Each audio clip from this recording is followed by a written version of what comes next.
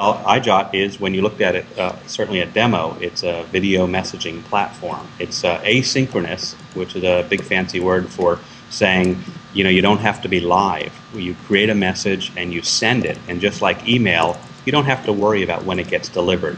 The nice thing is the recipient gets it and views it when it's convenient for them. So in the case of EyeJot, it's a tool that makes it very easy for people to create and send video, as I mentioned earlier, to friends and family, and increasingly small businesses are using it as a great way to increase basically the touch factor of communications. If you're a small business and you want to communicate with your clients, email is perfectly good. Phone call is even better, but email is very convenient. Well, what's even better than that? Well, it would be sending a short video message. There's so much that you could impart in just a very brief message, besides enthusiasm and energy. Basically reduce confusion and often basically put forward more complicated ideas simpler. We're based in Seattle, and we remain a very small, nimble company. I think the beauty of a lot of companies in our space is that we can do a lot with very little. The funding so far that's been done has been friends and family. So we've been successful in that respect. So we've had enough to operate and keep going. About a month ago, we actually turned on a feature so that people can start paying for EyeJot. We call it our Pro feature. It's very reasonable, $29.95 per year. And those people that want slightly extended functionality can basically sign up online, and all of the payment processing is done through one of the Amazon properties. And so far it's been great. So there's actual revenue coming into this Web 2.0-ish startup. Some people have been critical of video as a medium because, unlike the written word, we all read at different rates, and some of us read very quickly. But if you receive a 30-second video, it has the potential to take 30 seconds of your time. So I don't think we want video for everything, and it's really not appropriate for all of our content. But there are certain instances where it's very, very well suited. For example, a grandparent communicating with their grandchildren or children. It's such an emotional, visual experience to do. And I should say, too, and just like we are now doing a live conversation through video, this is fantastic, the way we're able to communicate right now, but it's not always convenient. The genesis of EyeJot really started when I was trying to do live video with my parents, sharing with them, my daughter, who was then 3 years old. And it was great when everybody was online. And then even when we were online, a 3-year-old isn't always in the right mood. So live doesn't always work well. So we shift back to this model of record and send, the asynchronous model like email, and we find it's fantastic. You create content when it's convenient for you, and the receiver gets it and enjoys it when it's convenient for them. Well, we recently created a kiosk application right now that we're hosting on the web, but it basically allows companies to have a slightly branded conduit that they can expose to an audience for very simple recording and targeted sending. So I'll give you an example. Under the Radar conference coming up in March in San Jose, they are having 40 companies present, and actually EyeJot is one of them. Well, they need to do not auditions, but training sessions with the speakers. They want to make the whole program as successful as possible. So they're actually using an EyeJot kiosk on a special web page that all of these 40 companies are encouraged to go to basically prepare and submit their 6-minute presentation to the Under the Radar team. So it's a very, very easy way for them to do that, and they don't even need to create an EyeJot account.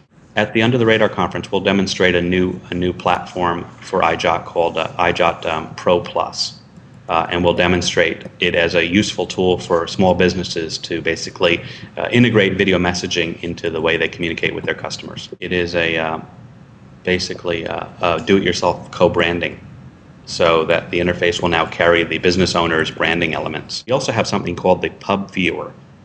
This is a new widget which can be placed on a blog, and someone can then go into their EyeJot inbox and mark any of the messages there as public. and the public messages then appear in this viewer. So by combination of, let's say, putting two EyeJot widgets on their blog page, one to record and one to display the public messages, there's almost a two-way conduit that can be put outside of the EyeJot platform. Why would you do that? Why would you publish your messages? Well, I think people are discovering EyeJot's a really useful tool to just capture video.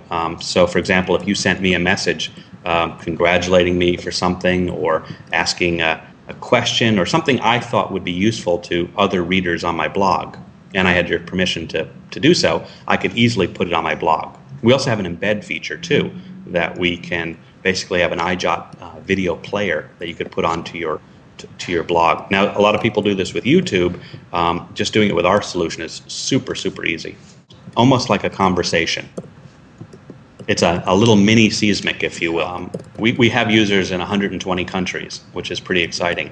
And the nice thing about video is the video itself doesn't have to be localized in any fashion. You know, people know how to communicate with their friends and family and business colleagues already. The localization aspect, though, would suggest that we should tune the website to support some of those other languages and cultures. We haven't done that yet.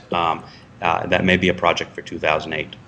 India is one of the larger countries using EyeJot today.